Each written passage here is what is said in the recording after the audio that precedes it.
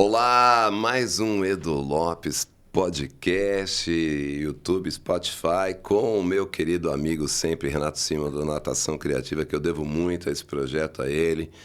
Um abraço a você, Renato, e sempre trazendo temas que vão agregar valor, muito valor na nossa vida pessoal, profissional, enfim, no todo. E hoje a minha convidada é brincadeira, hoje eu vou explorar bastante, é a Adriana Guedes. Nutricionista, mas é muito mais do que nutricionista. Ela vai falar sobre nutrição funcional, esportiva, mas uma nutrição não aquela que você procura uma nutricionista ou um profissional quando você já está na UTI. Exato. Particularmente, né? Adriana Guedes, seja bem-vinda ao nosso Edu Lopes Podcast. Obrigado por você ter disponibilizado um tempinho na sua agenda, que eu sei que é uma agenda bem apertada, e trazendo o seu conteúdo aqui para os nossos telespectadores. E a minha primeira pergunta, né? Quem é a Adriana Guedes? Senta que vem história. Edu, muito obrigada pelo convite. É um prazer enorme, primeiramente, falar sobre nutrição. Ontem eu ainda mencionei na minha rede social que é uma das coisas que eu mais gosto, além de clinicar, é poder falar sobre o tema, tá? Então, assim, eu tenho 19 anos na área como nutricionista e nesse tempo eu já migrei para alguns braços da nutrição, né? Que, graças a Deus, é uma área muito expansiva que você pode atuar em grandes mercados e nichos diferentes. Hoje eu sou especialista, né, em nutrição clínica funcional, que a gente vai esmiuçar a importância dela. Ela está engatinhando ainda aí para o conhecimento da população. Também nutrição esportiva e sou também especialista em nutrição clínica voltada à estética. Gente, olha só, eu te falei que ia ser um tema incrível aqui, então eu já vou começar com a primeira pergunta. Nutrição clínica funcional. Nutrição o que clínica é funcional. esse braço da nutrição que você está trazendo para nós? Edu, assim, eu vou tentar tirar o conceito tentar colocar menos técnico possível, Tá. para que seja de fácil compreensão para todo mundo. Aliás, olha, pode até, agora eu te permito você dirigir a palavra ao nosso telespectador na sua câmera ali. Pode focar lá. Então, assim, gente, entenda a nutrição. Primeiramente, aquela nutrição, ela vem para nos nutrir, né? Só que quando eu trago um olhar funcional, né, desse pilar da nutrição, eu estou pensando basicamente em olhar o meu paciente, olhar aquele indivíduo que está na minha frente e eu quero tratar ele com o alimento, mas tratando o quê? É sempre a causa do problema dele, a raiz, e não apenas o sintoma. Porque hoje a medicina e a nutrição antiga cuida do quê? A alimentação é para dar comida, te alimentar e ponto. Hoje a gente sabe que a nutrição ela tem um papel fundamental, tanto para tratar a doença, mas principalmente num papel preventivo. E eu olho o meu paciente como um todo. Eu tenho uma gastrite. Hoje a medicina faz o quê? Ela dá uma medicação para cuidar daquele sintoma. Toma o omeprazol aí, vamos. A nutrição funcional, ela vem fazer o quê? Ela utiliza o poder dos alimentos funcionais e o olhar integrativo para identificar a causa. Mas qual que é o gatilho daquela gastrite? É algum sintoma psicológico? É algum sintoma alimentar? É alguma ausência de nutriente? Então, percebe que é um cuidado integrativo por causa desse olhar e lá na raiz do problema. Quer dizer, quando você traz a nomenclatura clínica funcional, é justamente você ter a ideia de uma clínica, né? Você vai buscar a raiz do problema. Porque, na verdade, você está falando você chama de paciente ou cliente? Paciente, cliente, amigos, Tá. colegas. Eles entram como meus pacientes, mas eles saem de lá como meus amigos, no final das contas. Agora, sempre. Então, eu queria te fazer uma pergunta. Nessa clínica funcional, eu vejo assim, tem estágios, né? Hoje eu vejo esse seu segmento, essa sua expertise, e há uma preocupação muito da obesidade infantil. Nossa, pontuei isso esses dias. Me fala um pouco da clínica funcional, da nutrição, mas para esse público infantil, que já vem com esses foods da vida e, às vezes, se espelham até mesmo nos seus pais. Às vezes, não. É a grande causa. Quer dizer, papai acima do peso, mamãe acima do peso, e filho vem numa tendência. É cultura. Me explica como que você fala para um pai, para uma mãe, Quando chega um paciente nesse nível, jovem, uma criança, um adolescente, não importa. Como é que você vai tratar isso? Primeiro ponto é o seguinte, a gente falou há pouco tempo que foi, né, o dia em que a gente fala sobre prevenção da obesidade. Foi agora, né, em novembro. E venho falando sobre obesidade infantil, que é algo desesperador. Não é o meu nicho específico, cuidar de crianças, mas eu sempre brinco. Eu falo que eu não quero cuidar, mas bate lá na minha porta, por indicação ou não, e eu acabo atendendo. Aí você atende. Com certeza, jamais vou negar, né?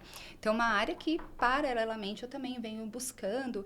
E quando você olha o cerne da questão, é a mesma causa, seja para adultos quanto para crianças. Existe um excesso de alimentação, não apenas em termos de volume, mas sempre quando a gente fala de nutrição e alimentação, é muito mais relacionado à qualidade do alimento do que necessariamente calorias. Isso é um ponto muito importante que a gente precisa abordar aqui. Então, pode discorrer, já que você está falando que o mesmo que se aplica para a criança, se aplica para o adolescente, se aplica para o adulto e, por que não falar, para a minha área agora, né, para a minha faixa etária, que é o idoso, que, vamos dizer, a partir de 60 anos. Isso. Você replica isso? Idosos, né, tem uma característica um pouco mais diferente, porque o próprio organismo vai modificar várias questões fisiológicas e bioquímicas. Tá. Por exemplo, um idoso, ele não faz uma digestão igual de um adulto. Sim. Você tem uma atrofia das suas células que secretam enzimas digestivas, então ele já não secreta, ele não produz B12. Então, existem vários mecanismos que vão alterar. Então, eu preciso trazer essa individualidade também. Perfeito. Mas no cerne da questão da obesidade em si, o que a gente vê? A gente vê o avanço, né, da industrialização, né, de muitos e muitos anos. E cruzou com o quê? Com facilidades no dia a dia. Então, eu tenho muitos alimentos industrializados ao toque de um botão. Sim. Casando com o quê? Com o aumento do sedentarismo, porque hoje em dia tem uma briga em casa, porque o controle remoto às vezes some. Quem vai mudar o botão do canal? Jesus, as pessoas não querem mais levantar para nada, não é assim? Tudo automatizado. Exatamente, tudo... são pequenas coisas. Então, sedentarismo é algo muito avassalador. A própria baixa da atividade física, e eu não estou falando de atividade física relacionada ao esporte, ao movimento, ao ir e vir, a levantar, a ir no mercado a pé, sem precisar tirar o carro por causa de 2 quarteirões. Então, eu tenho essa baixa de movimento, essa facilidade em tudo está muito disponível para mim, e a qualidade do alimento que mudou bastante.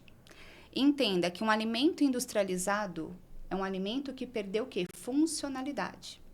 A indústria precisa que o alimento esteja muito bonito em termos de aparência. A roupagem, né? A cara, Então, a indústria, ela faz o quê? Ela refina. Quando ela refina, ela tira nutriente, ela tira fibras. E aí eu mudo toda a característica do alimento. Então, eu deixo um alimento pobre nutricionalmente, mas eu deixo um alimento com alta densidade calórica, diferente de alta densidade nutricional. Gente, eu já estou aqui... vou deixar você tocar, porque densidade calórica diz o quê? Um alimento e as suas calorias que ele fornece. Um alimento com densidade nutricional, ele se refere a nutrientes relacionados àquele alimento. Na verdade, o importante, Adriana, que eu vejo... Aliás, vou trazer algo polêmico. Hoje, no Instagram, no TikTok, no YouTube... O que mais você vê... Aliás, eu abordei esse tema no meu podcast anterior com um consultor de saúde, o Neto, personal trainer. Conheço. Ele está aqui nos bastidores, né? Então, tudo bem? Um cara excepcional. Muita gente que não é da área falando de nutrição, de proteína, como você vai emagrecer, né? Que é o sonho. Você vai falar da nutrição estética. Como é que você dribla isso? Olha, vou te falar... Os perigos que nos levam a acreditar. Por exemplo, eu tô avançando aí, de vez em quando tenho feito uns jejuns intermitentes, né? Mas, bom, depois eu destruo o jejum comendo uma feijoada à noite. Mas, assim, como discernir o que é certo e o que é errado. O que dá certo para um, low carb, faça 15 dias de zero low carb e o teu corpo vai se transformar. Perca a vontade de viver, não é mais ou menos assim? Faça Então, low carb. Eu não sei se eu estou te atrapalhando, mas explica pra gente. Você pode olhar lá, a primeira vez que eu estou pedindo para alguém olhar diretamente para o público, como fazer, como construir. E outra, mais uma pergunta para você, e aí você pode discorrer. Nada que é curto prazo. Você não vai emagrecer, você não vai construir uma nova alimentação, um novo hábito em 30 dias. Não. Por favor, então, explique você, com toda a sua experiência, traga o que for mais importante para nós. Então, assim, uma coisa muito importante que a gente pode começar. A internet, ela vai ter todas as dietas do mundo, com todas as estratégias. Porém, ela só não vai ter a sua. Porque a dieta, ela precisa ser individualizada, tá? E a internet é terra de ninguém. As pessoas podem falar o que quiser. O único lado positivo que eu vejo das pessoas falando sobre alimentação, que é diferente de nutrição, é que quanto mais se fala, mais essa área cresce e mais aparece, né? Estudos, necessidades, campos de atuação e profissionais qualificados para mostrar as verdades, os mitos, o que é e o que não é. Que é o meu caso, a bandeira que eu levanto, o que eu fico ali me prontificando todo dia para falar nas minhas redes sociais. Independente do que eu estou fazendo em consultório, eu estou lá sempre levando informações com conteúdo técnicos e coerentes e uma nutrição real e possível. Isso é um ponto importante, tá? Tá. Quando você diz, a gente não faz uma dieta em 30 dias, a gente não muda, você disse algo fundamental. Porque mudança de alimentação, mudança de o estilo de vida, você tem uma relação muito forte com comportamento. E comportamento não é algo rápido de se mudar. São coisas que a gente vai levando ano após ano, são questões que a gente vem trazendo de cunho familiar, contexto familiar. E aí é que a gente volta para falar também, já puxando o link, com a questão da obesidade infantil. Eu tenho certeza que você ia falar nisso. Né? Eu sempre falo assim, nossa, eu falo para meus filhos não tomarem tanto refrigerante. Quem que compra o refrigerante? Por uma criança pequena, ele não vai sozinho. Né? Ou então os pais falam, olha, não quero que consuma X, Y de alimentos. Não, filho, você vai ter que comer a verdura. Mas põe um dia uma verdura, legumes, 1 ou 2 vezes na semana na mesa, e às vezes o pai não come. Então não dá, a criança ela fica captando tudo que vê, exatamente.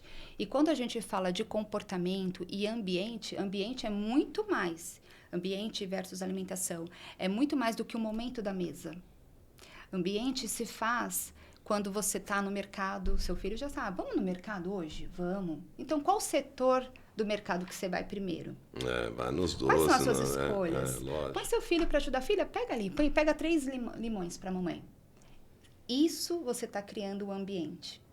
Filho, ajuda a mamãe? Guarda as compras para mim na feira. Põe as frutas bem bonitas aqui.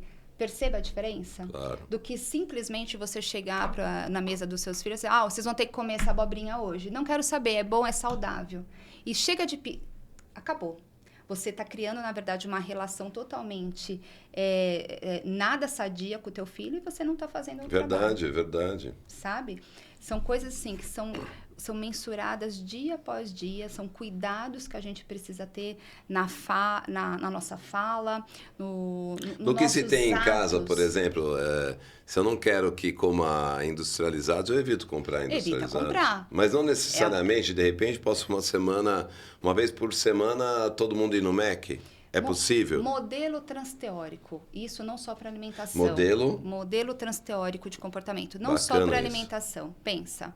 Se a gente fala que comportamento a gente precisa mudar gradativamente, você precisa ter etapas.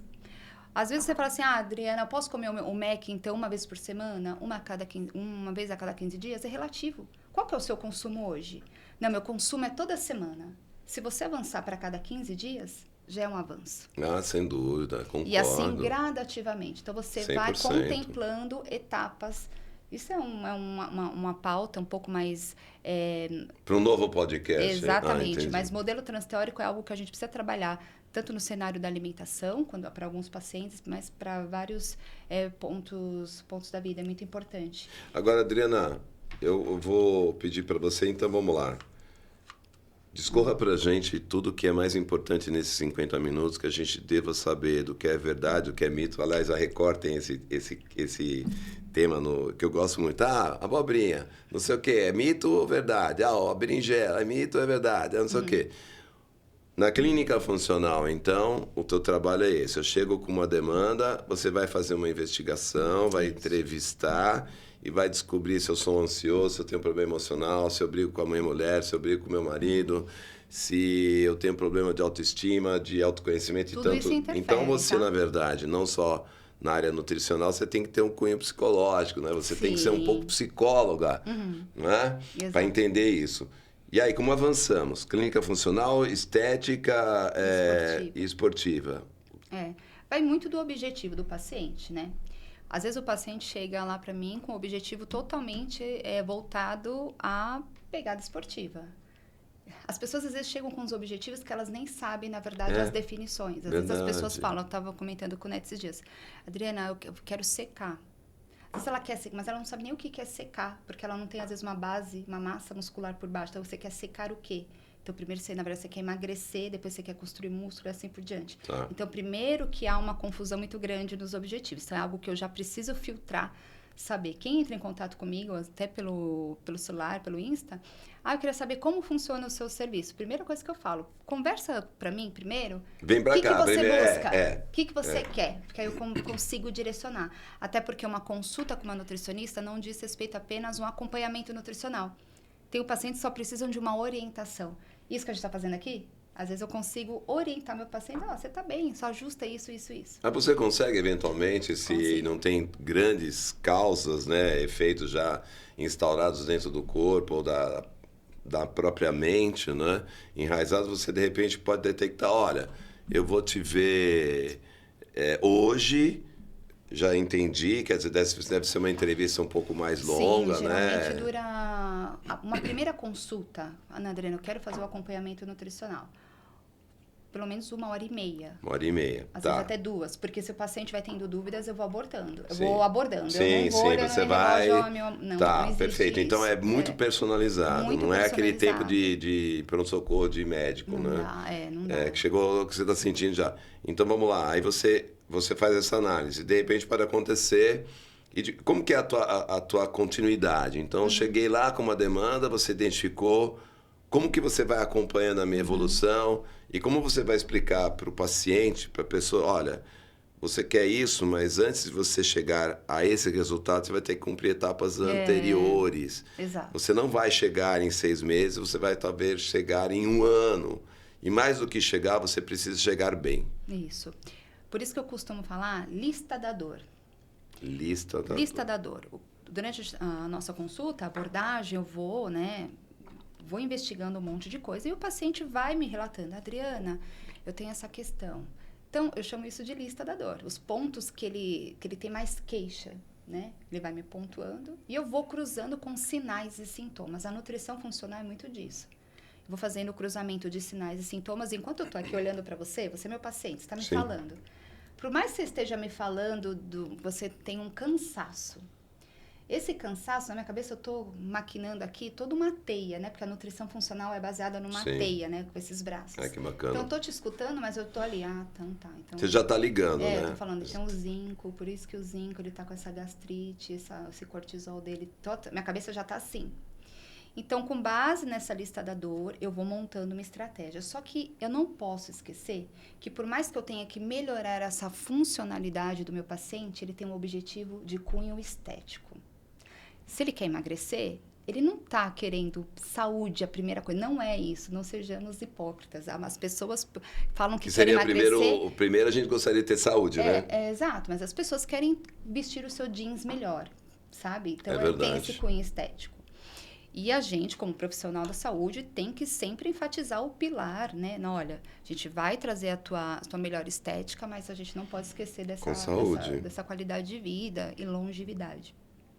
Então, eu faço uma periodização nutricional. Assim como existe uma periodização de treino, periodização nutricional. Geralmente, eu coloco em 3 fases, no primeiro momento, em torno de 6 meses, seria interessante, para que a pessoa entenda e que, assim, tudo aquilo que ela me pontuou é impossível a gente resolver em 30 dias. Que a gente já falou, imediatismo. Né? Exatamente.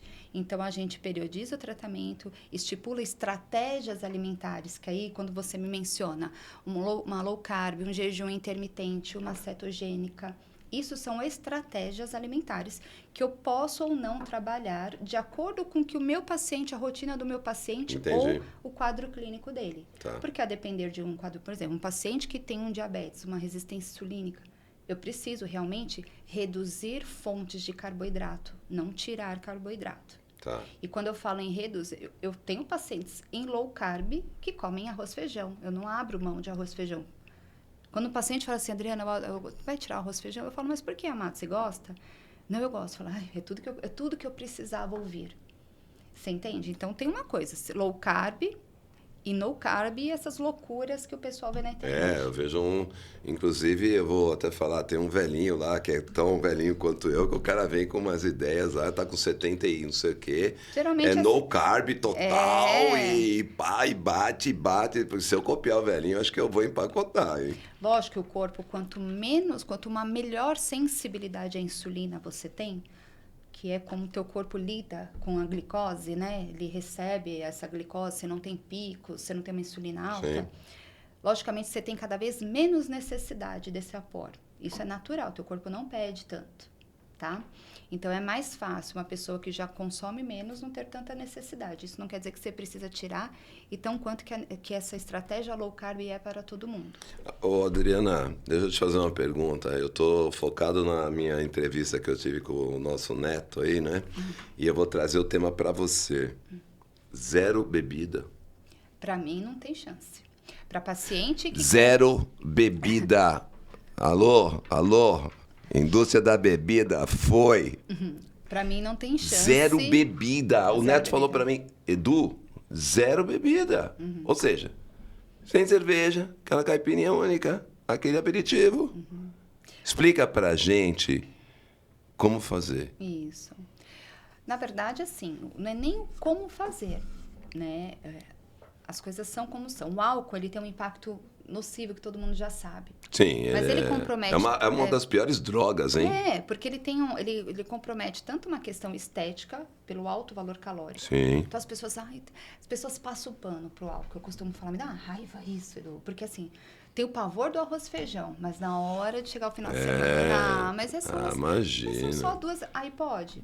A começar, o álcool tem 7 quilocalorias por ml, enquanto 1 grama de carboidrato, que você vai ver lá na fruta, no cereal, enfim, tem 4 quilocalorias. Agora, a gente está falando assim, o destilado, vamos lá, vamos dividir. O uísque, a vodka, a pinga, tem menos. O estrago é menor do que a cerveja? Não, tem menos calórico, é menos caloria. Por exemplo, a cerveja ainda tem glúten, ela traz todos outras questões. Mas álcool é álcool. E onde que o álcool vai ser metabolizado? No fígado. No fígado, tá? O álcool, ele desidrata. Então, a gente também perde líquido corporal. O nosso corpo, a gente precisa, mais de 70% do nosso corpo é água. Então, a gente modifica toda a questão metabólica e fisiológica. A gente fica emocionado também, a gente se arrepende no dia seguinte quando a gente bebe água, a gente faz muitas besteiras. Quando bebe álcool, você quer dizer? É um ponto importante que a gente tem que falar sobre isso. E o impacto calórico que ele causa, produção hormonal. À noite, meu corpo, né, funciona como uma orquestra maravilhosa. E à noite, meu corpo encontra esse melhor momento para tentar regular essa orquestra. E a orquestra está destruída, está todo mundo de fogo, né? Pessoal que é massa muscular, o álcool, nós temos uma via na síntese, né, de síntese proteica muscular, que chama emitória. Existe mais de uma, mas a emitória é a mais acionada. O álcool, ele entra ali antes, então ele simplesmente bloqueia essa via. Então, é como se as pessoas estivessem enxugando gelo. Para mim, ganhar hipertrofia, ganho é muito mais difícil do que emagrecimento. Então, as pessoas já querem um objetivo difícil e não querem ter o mínimo de disciplina e ainda querem... Não faz sentido isso para mim. Você sabe que eu concordo 100% com você, eu já tive várias fases, né? E eu comparo isso assim, não dá para servir a dois deuses, né? A Deus e a Mamão, né? Quer dizer, o bom e o errado, o bom e o errado, quer dizer, o incerto. tem que realmente abrir mão porque não se você chega. quer ter um resultado, porque as pessoas querem querem rápido, né? Uma vida toda com hábitos Errados, mas querem algo inadequados. rápido.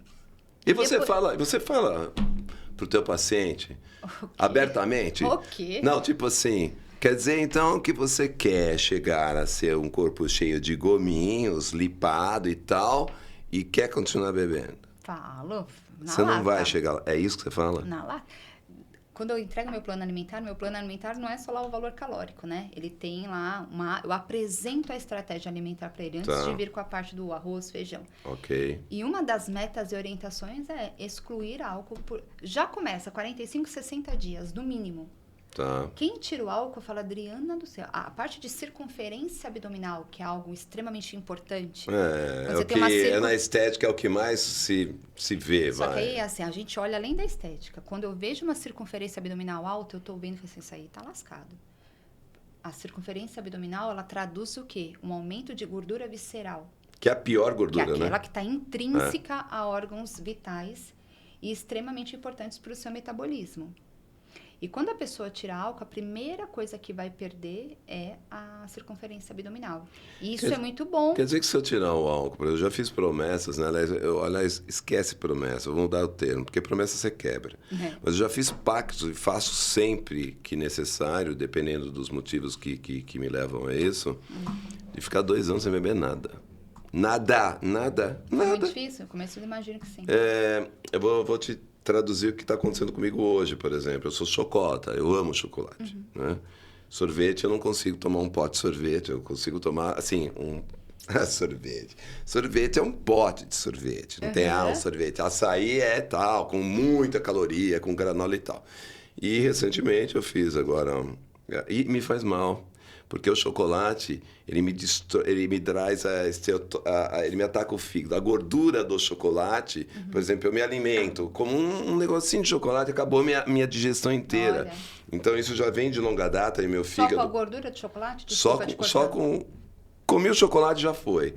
Às vezes se eu como chocolate isoladamente, não eu após a refeição, ainda ajuda, mas e eu tenho um problema no meu fígado que é excesso de ferro. Eu tenho a minha ferritina alta. Por quê? Em algum momento eu destruí alguma coisa dentro do meu fígado e isso já veio trazendo consequências hoje, né? Consegui baixar, cheguei até 850 de ferritina e o meu médico falou o seguinte, é simples, meu cardiologista falou. É um marcador inflamatório. Você tem uma forte tendência a ter uma cirrose hepática. Se você tiver uma cirrose hepática, você vai morrer. Cirrose hepática sem ser um cara que bebe pinga todo dia de manhã. Quer dizer, a pessoa acha que, né?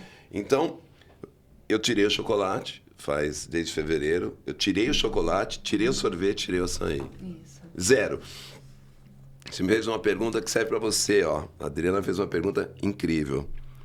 É difícil? Muito. Parar de fumar é difícil. Parar de beber é difícil. Largar o que você ama para você ficar bem é difícil. Nos primeiros momentos. Você vai ter aquele período inicial muito sofrido. De você ver aquilo e não querer ver e tá... Não adianta fugir. Não adianta você ir no mercado e fugir da gôndola do chocolate. Você tem que enfrentar a gôndola. Pau a pau, entendeu? Tipo... É importante quando a gente fica... Mas é mente, né? Você sabe. E escolher o seu difícil. É mente, mas o poder da mente, hein, Adriana? Escolher o difícil. Assim como é difícil fazer escolhas, fazer algumas restrições para um determinado momento, também é difícil. Você ter que saber que você vai gastar X% da sua renda numa medicação. Enfim, entre tantas outras complicações... em virtude de problemas de saúde. Então, a pessoa também tem que saber qual é o difícil que ela quer escolher. Tá, então a gente já falou da parte clínica funcional, que seria muito interessante, eu acho que você tem muito a dizer. E vamos falar do estético. Estética. Que é o que movimenta o mundo. Isso. A beleza está no corpo. Né? Você é o que você consome, enfim. E é cruel, né? Isso. A nutrição estética foi minha primeira pós-graduação que eu fiz. Fiz, inclusive... Acho que foi logo foi no meio da pandemia ou logo no final da pandemia. Primeiro que o Brasil, quando fala em estética, encabeça ali os 5 países do mundo que mais cresce, né? Então gira muito a economia, né?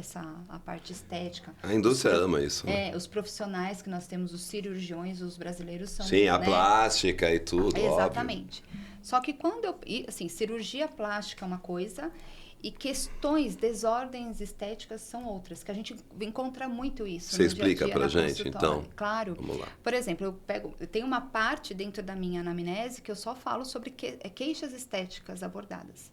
Então, um paciente que tem uma queda de cabelo, né, muito interessante, uma unha que não cresce, muitas questões com celulite, com estria, melasma, né, desordens cutâneas.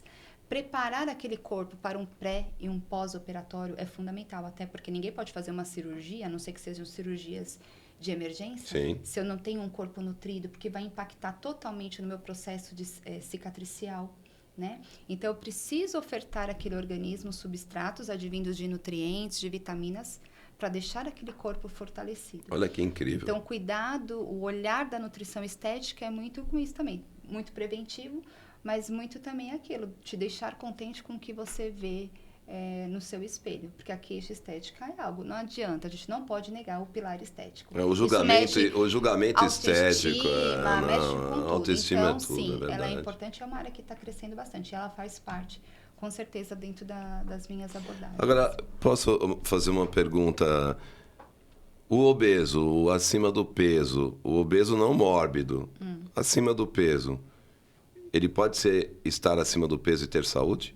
Isso é uma queixa, Olha, eu fazendo a pergunta certa, gente. Essa pergunta é uma pergunta que, se eu te falar que não existe...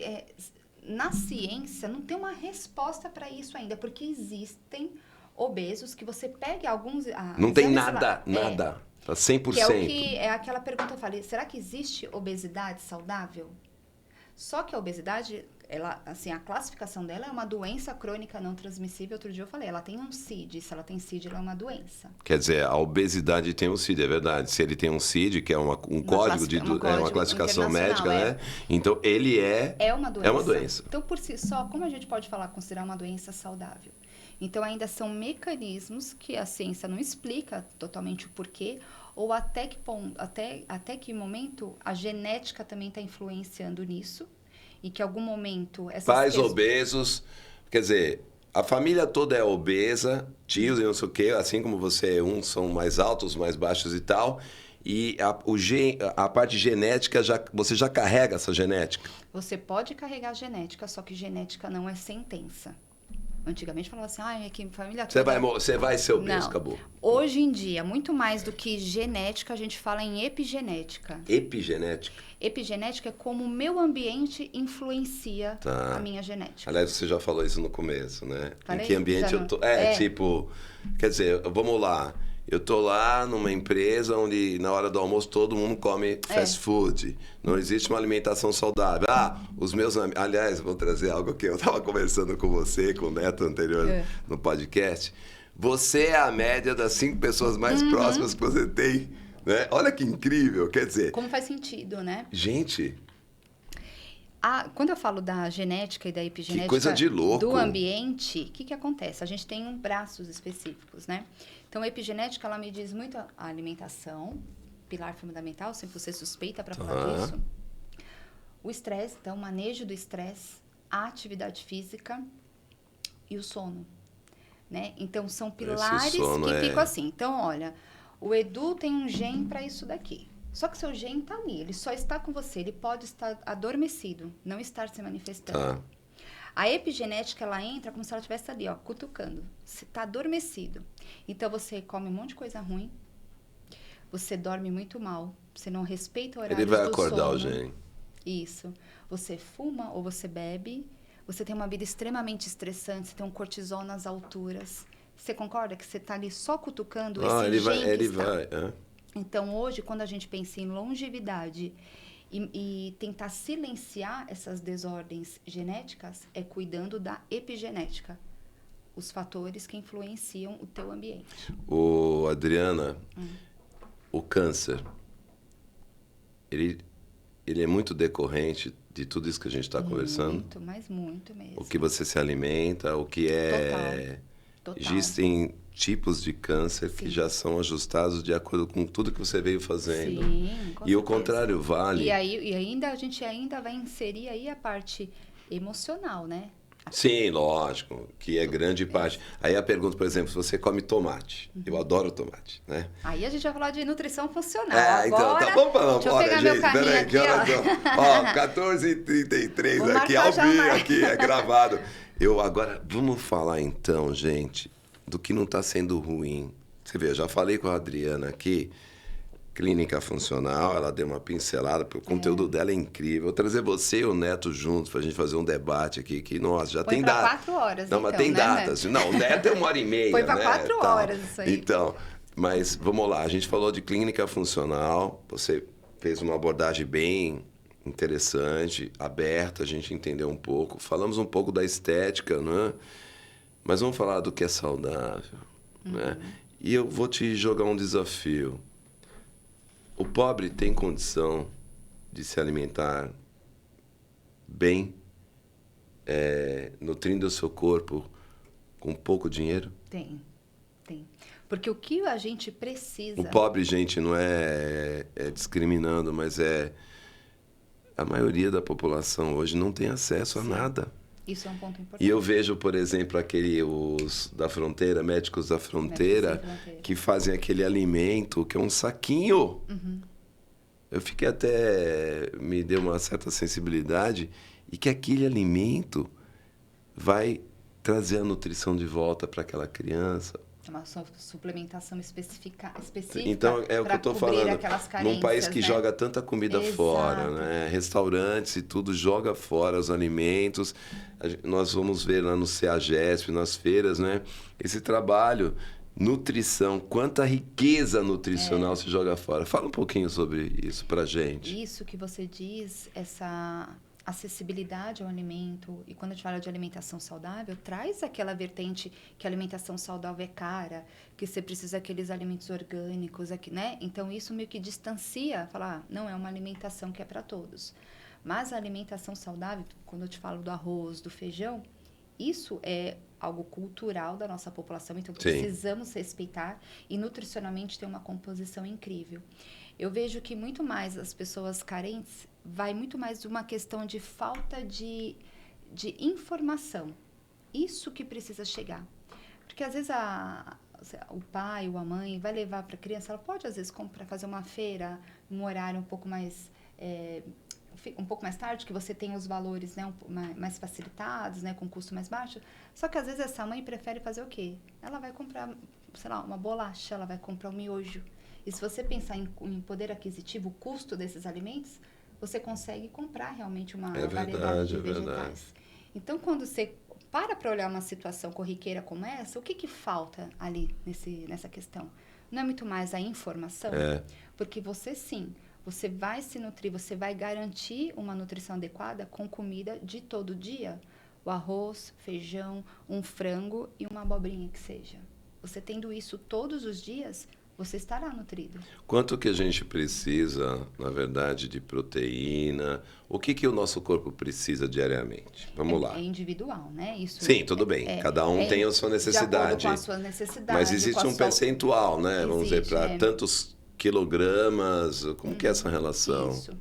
Depende muito do atual estado nutricional da pessoa. Então, uma pessoa que está acamada, ela tem uma necessidade maior. Uma gestante precisa de mais proteína. Entendi.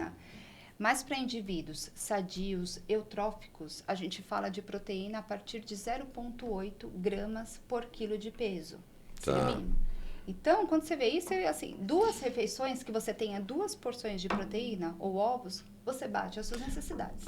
Nossa, você falou... Agora eu vou trazer de novo uma outra questão que eu tenho visto. Aliás, eu tenho agregado... Você que gosta de TikTok, de Reels, de Insta, de Face, vou avisar. Tem muita coisa legal lá. Informações boas, gente bacana. E não só situações que não vão te agregar valor nenhum. Aí vou trazer para você ovos, banana e maçã. Me fale desses 3 elementos diários na nossa vida que podem transformar o seu corpo. É verdade?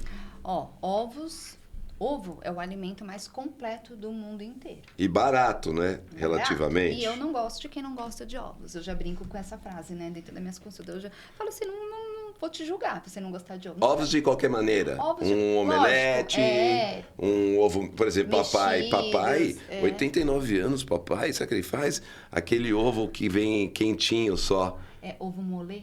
Molê, ele faz os ovos, aí depois ele tira Isso era meu avô. Gente, eu tô falando de 60 anos atrás. A minha avó fazia isso pra gente também. A única questão do ovo molo, do ovo molinho, aí já trazendo para um cunho Pode ter um perigo.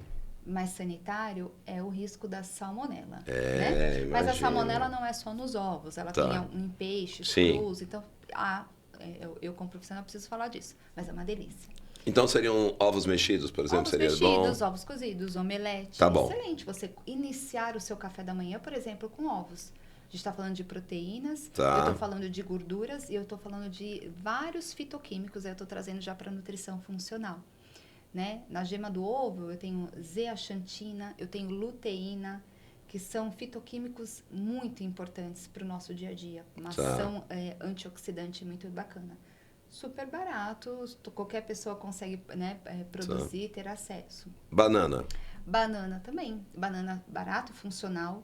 Ela é um excelente alimento rico em micronutrientes. Então, eu tenho muito magnésio na banana, eu tenho potássio, eu tenho fibras, eu tenho outros carotenoides também importantes.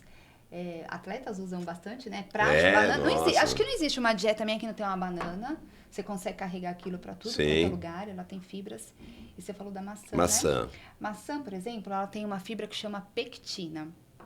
Né? É uma fibra solúvel que é excelente, tanto para o funcionamento intestinal, mas como um protetor para vários tipos de câncer, para controle do colesterol, por exemplo, por causa dessa fibra. Olha que legal. Quando eu tenho fibras na alimentação, eu tenho retardo do esvaziamento gástrico e eu tenho uma redução na absorção, tanto de glicose quanto de gordura, de micelas.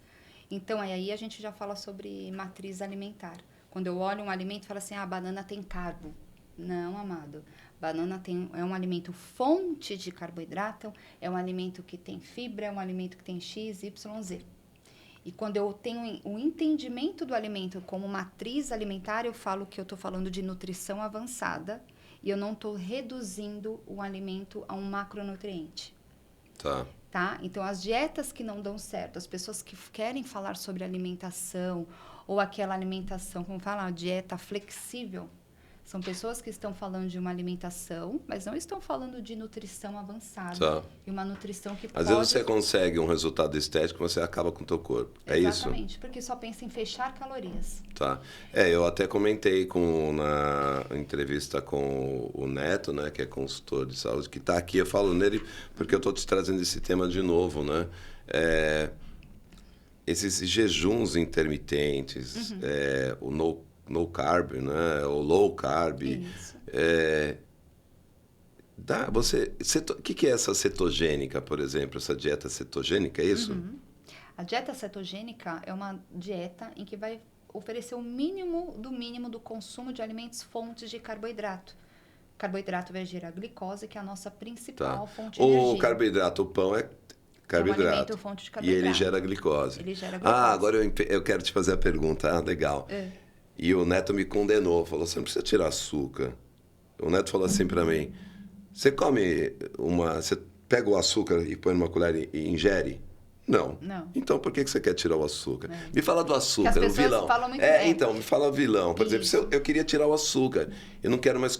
Se eu ficar sem comer doce, eu consigo substituir... Então, eu vou tirar o doce da minha dieta, mas meu corpo precisa de glicose, não precisa? Sim, precisa. E essa glicose eu vou buscar onde?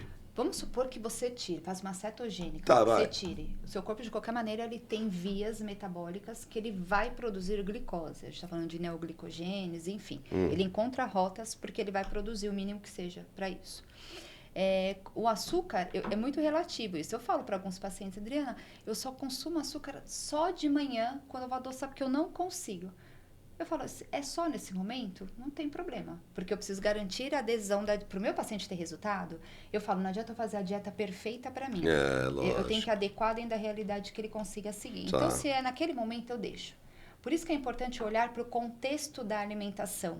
O e não todo. simplesmente eu falar, não pode açúcar, não pode isso, não pode aquilo.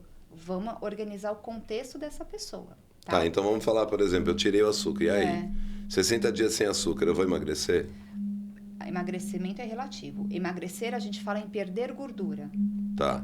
Não apenas peso. Porque você pode perder peso porque você tira carboidrato. Carboidrato sempre carrega água junto. Quimicamente, na estrutura dele, ele vai carregar 4 moléculas de hidrogênio junto. Então, ele carrega água junto, né? Então, quando você tira, você reduz a fonte de carboidrato, você está reduzindo o quê? Água também. Então, às vezes, você reduz o peso, mas porque você perdeu Você desinchou, não? Quer dizer, Isso. mas você... Aí entramos de novo com aquela história. E quantos litros de água somos obrigados a beber que não bebemos? Mas aí também a gente está falando de água intracelular e extracelular, né? São coisas... Gente, você sabe que eu fico ouvindo a Adriana falar nesses termos aqui, eu preciso estudar mais, né? Muito legal, né? Conhecer, adorar e conhecer essa matéria. Então, vamos lá. Dietas radicais, cuidado. Estrategicamente, se o paciente já tem um nível de entendimento e ele está aberto a entender, você pode usar uma estratégia mais restritiva, sempre com alguém te alicerçando. Por exemplo. Te alicerçando no sentido... profissional, por exemplo, você, eu tá bom. preciso, eu vou entrar, você fala assim, eu tenho um casamento, eu preciso. Quero perder, vou entrar no meu vestido de noiva. Então tá bom, você quer ser top? Então vamos fazer por um período X. Tá. Por quê? Porque eu estou te acompanhando, ou eu já sei como está o seu organismo, ou eu entro com uma base de suplementação, para não te trazer outras deficiências nutricionais. Tá. Porque o que as pessoas mais fazem? Elas fazem uma restrição de ingesta alimentar muito grande, só que além de você não pôr calorias, você também não está nutrindo esse corpo com os nutrientes. Tá. Caloria é uma coisa, nutrientes são outras. E o meu corpo, quando eu falo em vitalidade, em saúde, ele é dependente de nutriente. Então, essa pessoa, ela emagreceu ou só murchou, que é o que a gente mais vê, só que eu ainda vejo uma pessoa que está detonando o metabolismo dela. Visualmente você consegue identificar? Nossa, muito. Sinais e sintomas. O corpo fala. Não necessariamente eu preciso de uma bateria de exames do meu paciente. Quando eu quero fazer uma investigação mais profunda. Você vê os sinais. Você sente isso, você sente aquilo, tal, o seu cansaço, você dorme pouco. E até aproveitando, agora a gente tem mais 15 minutos aqui, eu quero te perguntar assim, e o sono, né, Adriana? Pelo amor de Deus, o que a gente faz com o sono num dia a dia estressante ou no seu ambiente que você vive e tal? Como conseguir, afinal, são 8 horas mesmo de sono que você precisa, 5 bem dormidos. Desmistifica isso para o nosso corpo. Muito mais do que horário, lógico, nós temos horário, né, uma quantidade interessante de horas que seria assertivo para a gente fazer. Primeiro, pensando em fisiologia, quando a gente fala de detox, preciso detoxificar, é à noite que meu fígado faz, meu fígado faz 3 etapas do processo de detox, à noite é o maquinário ali mais funciona. Então, eu tenho toda a regulação hormonal, a parte de detoxificação. E você sabe que quando eu não durmo bem, eu vou alterar totalmente a minha sensibilidade à insulina e o meu eixo de fome e saciedade. Pessoas que dormem menos são pessoas que são mais compulsivas, têm mais fome. Exatamente por esse mecanismo hormonal que ocorre. Tá. E muito mais do que um volume X de horas, é o horário em que eu estou indo dormir, porque o meu sono tem fases de sono mais leve e sono leve e profundo. profundo. E dentro dessas fases, sono REM, enfim, eu tenho o quê? Coisas diferentes que estão acontecendo ali. Então, às vezes as pessoas falam assim, eu durmo lá às 10 horas, só que acorda todas as horas, sempre. Sim. É um problema. Eu acordo todo dia 3 horas da manhã. E ali eu já sei que eu tenho uma questão muito de cunho da minha adrenal ou da minha sensibilidade à insulina. A parte hormonal também pode interferir? Totalmente. Principalmente as mulheres, né? A menopausa, ou a parte que... Como é que chama? Climatério. Nossa, olha, é um ponto que eu estou estudando muito. Estude, porque, na verdade, as mulheres... A gente sofre, a gente muda, a gente se transforma. A minha mulher, ela está no climatério acho que uns 5 anos. E a mulher sofre, é o que a gente fala... Diz que ela é psicóloga, então ela fala, mas está acontecendo isso, e você não vai entender. Então, bom, enfim... Estude que você vai ter bastante mercado. Né? E a gente fala muito hoje em dia, como eu trabalho com longevidade e prevenção, quando eu estou estudando saúde da mulher e nessa questão de climatério, da menopausa e é analisar o horizonte clínico da mulher, onde ela está hoje e o que eu já estou vendo. Então, o que eu consigo jogar lá na frente, programar. Porque realmente muda total a vida da mulher e a gente pode, através da nutrição, modular para a gente retardar esses pontos que são deletérios, né, na fase da mulher. Adriana, agora você pode falar lá para o nosso público o que faltou hoje nesse nosso encontro. Eu perguntei também, vou voltar, perguntei da obesidade e a saúde, a relação. A gente falou da parte estética, que é a grande busca pela beleza, né? Porque nós somos avaliados, a sociedade é cruel. Sim, nesse sentido, ela não perdoa. Não. Né? Apesar de que eu hoje faço publicidade, já fiz alguns trabalhos de publicidade, onde não é só a beleza, né? Você tem perfis, eu sempre digo, eu encontro pessoas às vezes na rua e falo, poxa, por que você não faz publicidade? Né?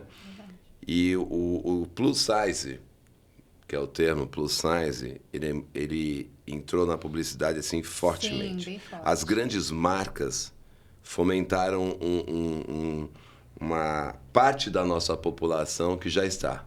Então, fazer com que o plus size se sinta melhor, né? Porque você não vê propaganda de nutrição, esses conhecimentos que você trouxe aqui para nós nas mídias. Mas você vê, sim, o plus size feliz comendo batatinha, você vê o plus size feliz na moda, eu vejo justo também, eu concordo que você tem que trazer, mas o que falta hoje para o nosso público, a gente vai remarcar um próximo encontro, o que você poderia falar para nós hoje, você com esses anos de experiência de nutrição, com tantas pessoas atendidas,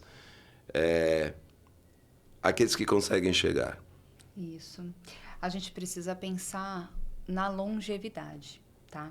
As pessoas estão envelhecendo, né, muito mais. Sim, aqui no Brasil, inclusive, a população idosa aumentou sensivelmente. Aumentou a expectativa de vida. Só que a gente precisa entender que a gente não quer envelhecer necessitando ou dando trabalho, digamos assim. Esse é o meu sem minha conseguir meta. levantar sozinho, sem conseguir tomar o banho, sem reconhecer os seus parentes. Então, a gente está falando das doenças degenerativas que estão aumentando. Eu tenho uma mãe com Alzheimer. Eu tive avançado. A minha também, com demência. Exatamente. É fruto de alimentação também? Também.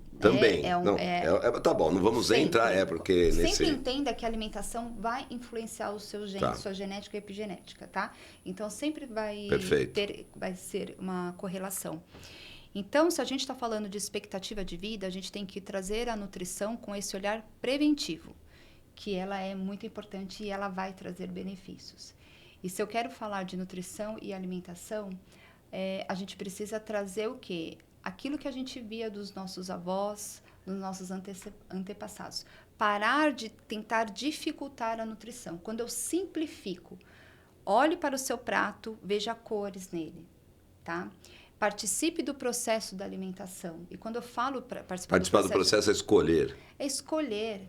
É sair um pouco do hábito de só alimentação pronta. Você não está vendo o que as pessoas estão fazendo, você não sabe a qualidade, você não está vendo a procedência. Quando eu fico muito mais 80% nessa raiz, não tem problema nenhum. Os 20% ser do iFood, ser da pizzaria, não tem o menor problema.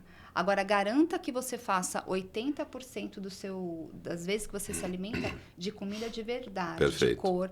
Por isso que eu trago sempre meu carrinho de legumes. Olha só o carrinho de... Porque eu acho que isso aqui simboliza Thaís, muito. você tá focando aqui, Thaís. A Thaís é minha retaguarda aqui no podcast. Eu acho que isso simboliza o que eu falo, que é a compra, é a cor, é a naturalidade, é a comida da terra e é a comida de verdade. Tá bom. Se eu garanto isso, eu garanto basicamente tudo que a gente tentou aqui passar hoje. Olha, Adriana, o teu conteúdo foi incrível, né? Você demonstra realmente o quanto você gosta do que faz, a paixão pelo que faz e o conhecimento profundo, que é o que mais importa dentro do nosso contexto. Quero te agradecer esse tempo que você disponibilizou. Eu achei pouco, assim como tive também os meus convidados. É enriquecedor. Você vai ser reconvidado. Espero que você consiga trazer um outro tema. Então, falamos aqui hoje com a Adriana Guedes. Adriana, como te encontrar? Quais são os seus contatos? como te encontrar, te mandar uma mensagem, marcar uma consulta. Por favor, fale lá para nós. Eu atendo no Anália Franco, na Clínica Pump, né, com uma equipe multidisciplinar. Meu contato está no Instagram, né, que hoje em Pode dia falar o Insta. é adrianaguedes.nutri, perdão. E lá vai estar todo o meu contato, meu WhatsApp. adrianaguedes.nutri. adrianaguedes.nutri. Tá bom. Encerramos aqui um bate-papo Obrigada, Edu. incrível. Saúde. E eu só tenho a te dizer que eu estou muito feliz de ouvir tudo isso que você passou para nós, para mim. Eu tenho 61 anos de idade e eu quero chegar com qualidade. Eu sei que eu não vou chegar sem fazer a minha parte. Muito obrigado de novo e até breve. Eu que agradeço, Edu. Obrigada. Foi?